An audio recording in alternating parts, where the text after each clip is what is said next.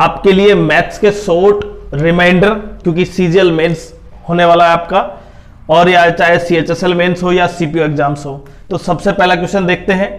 जब 3 circle touch हो रहे हो और वहां से कॉमन टेंजेंट जा रहे हो, तो वहां पे इन 3 सर्कल की रेडियस का रेशियो क्या होगा या फॉर्मूला क्या होगा। देखें, मेरे पास R1 की वैल्यू है 6, R2 की वैल्यू है 9 और R3 की वैल्यू है 9, R2 निकालना है मुझे। तो देखिए, जब भी R2 का रिलेशन पूछा जाएगा वो क्या होगा, फॉर्मूला आपको याद रखना है R1 इंटू R3 का स्क्वायर रूट, मतलब इसका कितना हो जाएगा 54 का स्क्वायर रूट, मतलब 3 रूट 6। तो ये रहो आपका आंसर। तो क्लियर। अगर R1 पूछा जाता है तो क्या होगा, देखिए ध्यान से समझे आप, R2 इक्वल टू क्या होता है R1 इंटू R2 R3 का स्क्वायर रूट। तो मैं इसका स्क्वायर कर देता हूं और डिवाइड कर देते हैं R3 से, तो ये होगी आपके पास R1। तो इसलिए आप तीनों फॉर्मूले का यूज कर सकते हैं R1 निकालने के लिए, R2 और R3 का। क्लियर। दूसरा क्वेश्चन देखते हैं, क्योंकि ये क्वेश्चन थोड़े से डिफरेंट है। यहां पे दे रखा है OP की लेंथ कितनी है 3 सेंटीमीटर, मतलब मेरे पास फर्स्ट सर्कल है उसकी रेडियस 3 सेंटीमीटर है और दूसरा सर्कल है उसकी रेडियस आपको निकालनी है, जबकि ये एंगल कितना दे रखा है 60 डिग्री दे रखा है।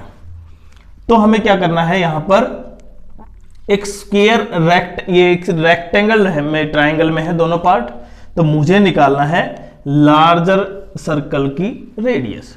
तो आप कैसे करेंगे, इसको लिए एक डायरेक्ट फॉर्मूला यूज करेंगे। जब ये मेरे पास ये 3 है तो मैं इसको एक राइट ट्राइंगल से यूज कर सकता हूं। देखिए ये 3, ये मेरे पास 30 डिग्री, तो मैं निकाल सकता हूं उससे साइन, क्योंकि मुझे निकालनी है उसकी रेडियस। तो ये क्या होगी साइन थीटा, इसका मतलब साइन 30 परपेंडिकुलर अपॉन हाइपोटेन्यूज, इसका मतलब 3 अपॉन x, साइन 30 की 1/2, तो x की वैल्यू कितनी हो जाएगी भाई 6।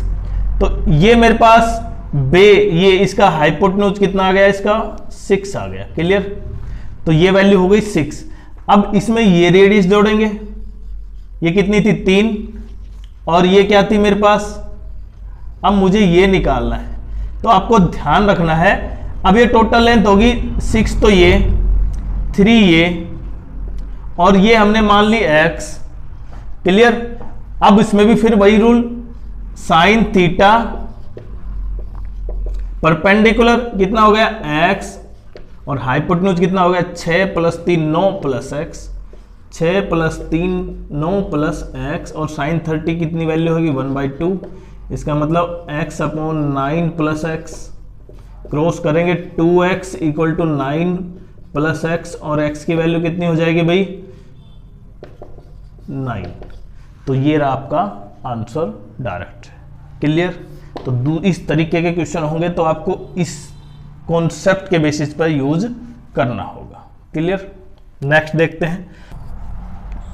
तो अब देखें, ये दे रखा है, इसकी वैल्यू 15 है और इनका रेशियो दे रखा है 5। तब ये 5 है तो इसका मतलब 15, 5 × 15 1/3 हो गया, तो इसका भी 1/3 कितना हो जाएगा 12।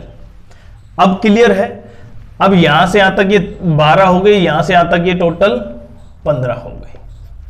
अब मुझे क्या निकालना है, मुझे तो ये लेंथ निकालनी थी ना, तो आपको ये डिफरेंस चाहिए। इसका मतलब डिफरेंस कितना आया 3 का स्क्वायर प्लस, जब मैं इसके पैरेलल लाइन डालूंगा यहां पर, तो ये क्या होगा 5x में से 3x माइनस हो जाएगा, मतलब कितने बचेंगे 2x का स्क्वायर और उसका रूट और 3 का 9।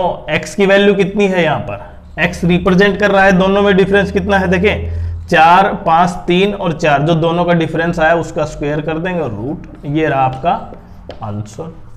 उसके बाद अगर कॉमन टेंजेंट है तो उसके लिए फॉर्मूला है distance between centre -r2 -r1, और अगर ये ट्रांसवर्सल होता